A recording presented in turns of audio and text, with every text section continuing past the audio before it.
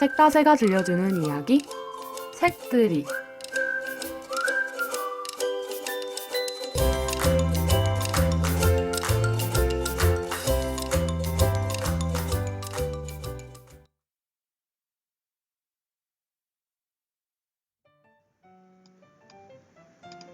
안녕하세요. 류한경입니다.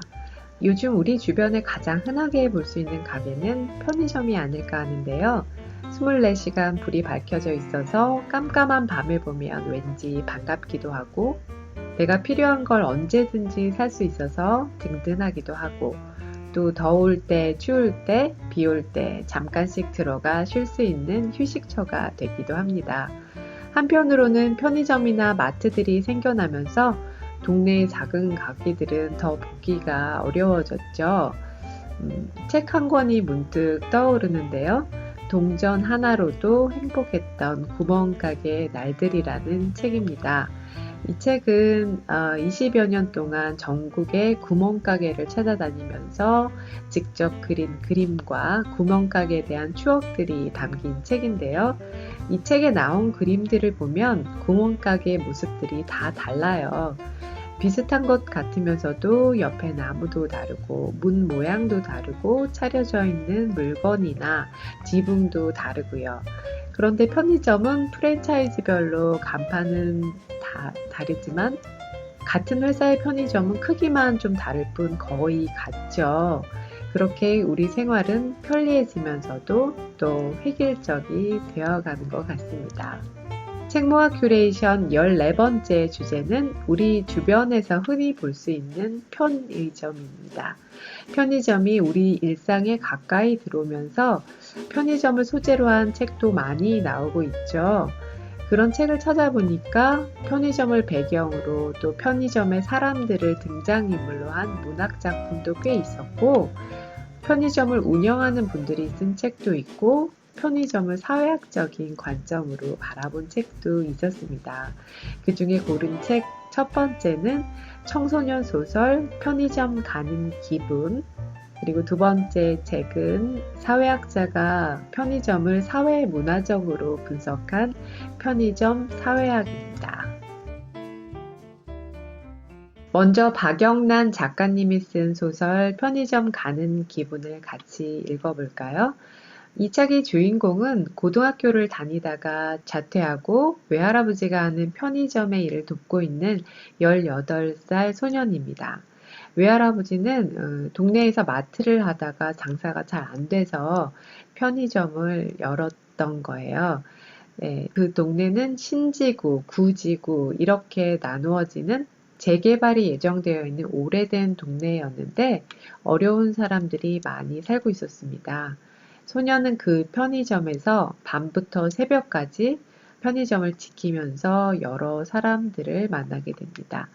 아픈 엄마를 데리고 와서 유통기한이 지난 도시락을 얻어먹으며 밤을 새우는 꼬마 수지, 또 주민들 몰래 길고양이 밥을 주러 다니는 캣맘, 또 불쑥 나타났다가 훅 하고 사라지는 단골 손님 청년. 이 훅이라는 이름이 재미있는데요. 훅 하고 휙 나타나서 물건을 사고 먹는 동작도 빨라서 훅이라는 이름을 붙여주었습니다. 네, 이 책에는 꼬마 수지 말고도 또 다른 수지도 나오는데요. 이 소녀는 다리가 불편한 수지를 밤마다 스쿠터를 태우고 다니곤 했었는데 어느 날 갑자기 사라졌어요. 어디로 갔을지 계속 고민하고 또 찾아다니죠. 이 소년의 또 하나의 고민거리는 소년의 엄마입니다. 엄마랑 나이 차이가 겨우 16살밖에 되지 않아요. 엄마가 미혼모로 16살 때 이 소년을 주인공을 낳았는데요. 그래서 외할아버지 호적에 올리게 되었고 외할아버지를 공식적으로는 아버지라고 부르는 가족이 되었어요. 어린 나이에 엄마가 된 엄마는 좀 철이 없고요. 어떻게 보면 이 아들이 더 의젓해 보이기도 하더라고요. 네. 이렇게 이제 꼬마 수진의 가족의 이야기, 또 갑자기 떠난 여자친구 수지를 찾아다니는 이야기들이 있지만 이 소설은 딱히 큰 사건은 없어요. 그런데도 지루하지 않고 흡입력 있게 참 잘 읽힙니다. 인물들 사이의 소소한 이야기들이 따뜻하게 다가오기도 하고, 또 이 소설에 나오는 사람들은 다 힘없고 좀 가난한 사람들인데요. 그런 사람들이 이 편의점에서 만나 서로 걱정해주고 안부를 궁금해하고, 그래서 이 책을 읽는 내내 그 편의점이 참 따뜻한 공간처럼 느껴졌습니다. 네, 그리고 이 편의점은 언뜻 보면 장사도 굉장히 잘 되는 것처럼 보였는데, 결국 외할아버지는 편의점을 접을 생각을 하게 됩니다. 장사가 정말 잘 되었는데도 왜 그럴까? 그 부분을 한번 읽어보겠습니다.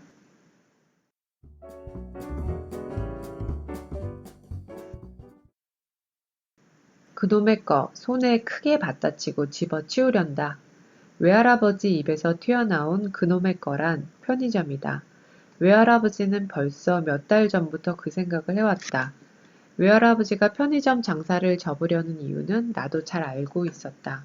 이것저것 제하고 나면 남는 게 없기도 하지만 편의점 장사를 하면서는 사람 구실을 할 수 없다는 게 제일 문제였다. 외할아버지는 차라리 예전에 하던 농심마트가 훨씬 사람다운 장사라고 했다. 마트 사장은 진짜 사장이었다. 하지만 편의점은 말이 사장이지 중간 노예나 마찬가지였다. 거대한 흡혈충이 등에 달라붙어 피를 빨아가는 기분을 매일 느끼는 게 편의점 장사였다. 외할아버지가 체면 따위 지킬 수 없다는 게 더 문제였다. 이놈의 거, 내 평생 이런 험한 경우는 처음 본다. 외할아버지는 평생 온갖 험한 일을 겪으며 살았지만 그 중에서 편의점 일이 제일 험하다고 했다. 프랜차이즈 본사는 외할아버지 평생에 처음 접해보는 듣도 보도 못한 불쌍놈인 셈이었다. 외할아버지 식으로 말하자면 그렇다. 에이, 찌! 언제부터인가 외할아버지는 혼자서 불쑥 화를 내거나 혀를 찼다. 이거 그만두면 뭐 하게요? 내가 물었다. 마트나 열어야지. 그래도 마트 장사가 속 편해. 편의점 때문에 물건 못 대는 사람들 원망이 얼마나 크냐? 그 중간 상인들 다 망하게 생겼어. 에고, 이게 사람 사는 거냐? 전부 죽으라는 거지. 마트 할 때는 들어오는 물건마다 회사나 공장이 다르고 납품업자도 달라서 외할아버지가 상대하는 사람이 여럿이었다. 편의점에는 없는 온갖 자질구레하고 불량한, 하지만 누군가에겐 꼭 필요할 법한 물건을 대는 이도 있었다. 외할아버지는 그 사람들하고 거래하고 친구도 맺고 다투기도 하고 흥정하기도 했다. 그런 일을 물건 파는 일만큼 신나게 했다. 그런데 편의점은 그런 세세하고 번거로운 일들이 싹 사라진 대신 냉정하게 수탈해가는 상전을 모신 기분이 든다는 것이다. 뭐든 마음 편한 대로 하세요. 나는 호기롭게 한마디 하고 일어섰다. 하지만 나도 모를 리 없다. 외할머니와 외할아버지가 평생 아끼면서 모아온 재산이었다. 그런데 한번 잘못 선택한 편의점 때문에 엄청난 손해를 보게 생겼다. 외할아버지처럼 나이도 많고 뭘 조금 가진 사람들은 조심할 수밖에 없다. 그 조금을 잃어버리면 다시 찾을 기회도 없다. 좀 쉬세요. 그리고 아침에 천천히 좀 나와요. 나는 툭 내뱉고 방으로 들어왔다. 다행인 점은 외할아버지가 무슨 일이든 털어버릴 때는 호쾌하게 터는 사람이라는 거다. 나도 외할아버지를 닮았다. 네, 편의점 프랜차이즈의 구조적인 문제도 알 수 있는 부분이었는데요. 여기에 대해서는 다음 책 편의점 사회학에서도 다루고 있으니까 뒤에 가서 더 이야기를 해보겠습니다. 편의점을 가장 많이 이용하는 사람들은 회사원과 청소년들이라고 합니다. 회사원들은 아마도 회사에서 잠깐 나와서 음료수를 마시면서 머리를 식힐 수 있는 공간이겠고, 또 청소년들은 학원 가기 전에 끼니를 때우기도 하고, 또 학교 끝나고 친구들과 수다를 떨 수 있는 곳이기도 하고요. 그래서 이러한 소설, 편의점 가는 기분처럼 자주 가는 공간을 배경으로 한 이런 책들이 청소년들에게 또 도시에서 살아가는 사람들에게 더 와닿을 수 있겠다는 생각을 해봤습니다.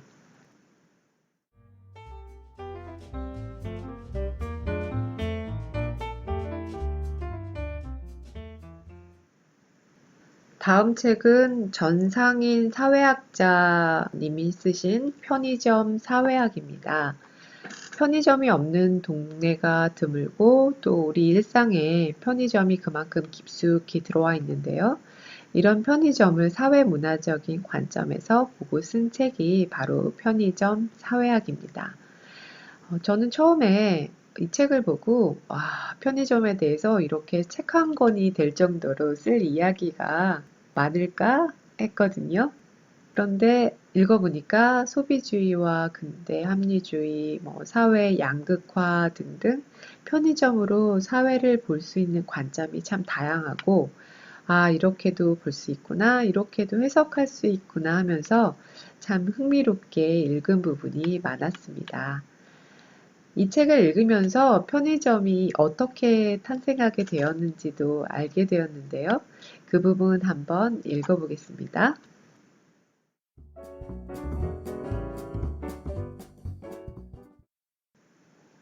냉각 기술은 인류 문명을 바꾼 위대한 발명 가운데 하나다. 편의점은 인공적으로 얼음을 제조하고 냉기를 생산할 수 있게 된 시대를 배경으로 삼아 탄생했다. 편의점의 역사가 1927년 미국 텍사스주 댈러스 소재 사우스랜드 제빙 회사에 의해 쓰이기 시작한 것도 이런 맥락에서다. 어느 날 이 회사의 종업원이었던 엉클 조니 제퍼슨 그린은 얼음 공장에서 우유와 빵, 달걀 등을 팔아보기로 마음먹었다. 이런 것들을 갖다 두면 찾는 사람이 있을 거라는 판단에서였다. 아니나 다를까? 일반 식료품 점포가 문을 닫는 저녁 시간이나 일요일에 이 상품들이 불티나게 팔렸다.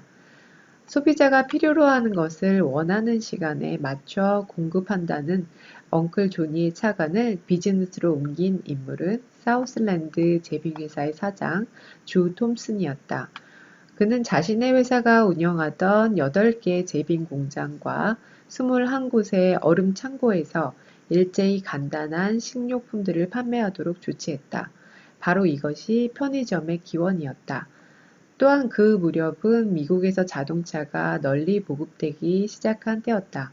이를 놓치지 않고 사우슬랜드 제빙회사는 식료품에 더하여 휘발유까지 팔았는데 이것 역시 대박을 터뜨렸다. 이처럼 편의점은 시작은 미약하였으나 나중은 심히 창대해진 경우다. 작은 아이디어 하나가 빅 트렌드를 만들었다는 점에서 편의점의 발전은 이른바 티핑 포인트의 전형적 사례이기도 하다. 이렇게 얼음 공장에서 편의점이 시작되었던 거네요. 얼음 창고니까 시원해서 식료품을 보관하기도 좋고 참 아이디어가 기발했던 것 같습니다. 편의점 하면 또 떠오르는 게 알바생인데요.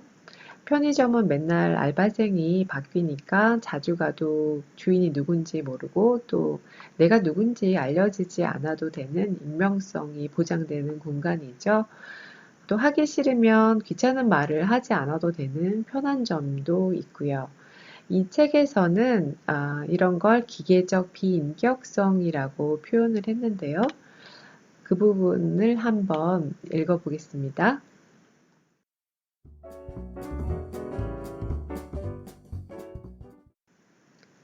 편의점은 원칙과 표준화가 지배되는 매뉴얼의 공간이다. 편의점에서 벌어지는 풍경은 사물들 혹은 로봇 간의 기계적 관계를 방불케 한다. 파는 사람과 사는 사람 사이의 인격적 대화를 기대할 수도 없고 기대해서도 안 된다. 편의점에서 사람들끼리 서로 아는 척 하는 것은 일종의 금기다. 편의점에서는 무엇보다 계산은 빨리, 편하게 하게 되는 것이 목표다. 손님 쪽을 향해 있는 모니터도 있기 때문에 점원과 손님은 한마디도 나누지 않고 계산을 끝낼 수 있다. 거래 행위에 인간적인 요소가 개입할 여지가 거의 없다는 점에서 편의점 방문은 쿨한 인간관계를 선호하는 도시적 심성에 적절히 부합한다. 일종의 무관심의 배려인 셈이다. 네, 우리가 편의점 가면 보통 이렇게 기계적으로 그냥 계산만 하고 인간적인 그런 관계나 대화 없이 물건만 사고 나오는 경우가 많죠. 그런데 첫 번째 읽었던 책 편의점 가는 기분이 좋았던 이유는 이처럼 무미건조한 공간이 되기 쉬운 편의점에서 따뜻한 인간관계가 맺어진다는 것이 아닐까 싶습니다. 또 이 책에서는 편의점의 밝은 부분뿐만 아니라 그 어두운 그림자도 알 수가 있는데요. 그 부분도 한번 읽어보겠습니다.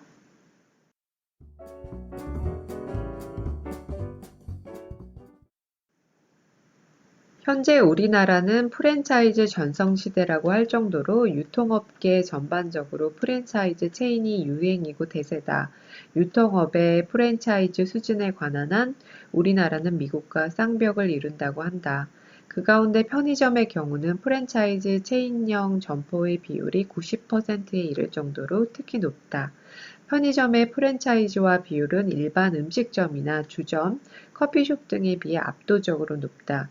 제과점이나 피자, 햄버거, 치킨 판매점의 프랜차이즈화 비율도 편의점의 경우에 절반도 미치지 못한다. 우리나라에서 편의점의 급성장 요인은 프랜차이즈의 힘이라고 봐도 무방할 것이다.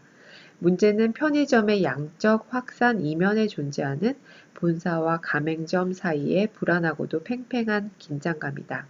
물론 이는 편의점에 국한된 사안이 아니라 우리나라 프랜차이즈 업계에 전반적으로 드리워진 어두운 그림자다.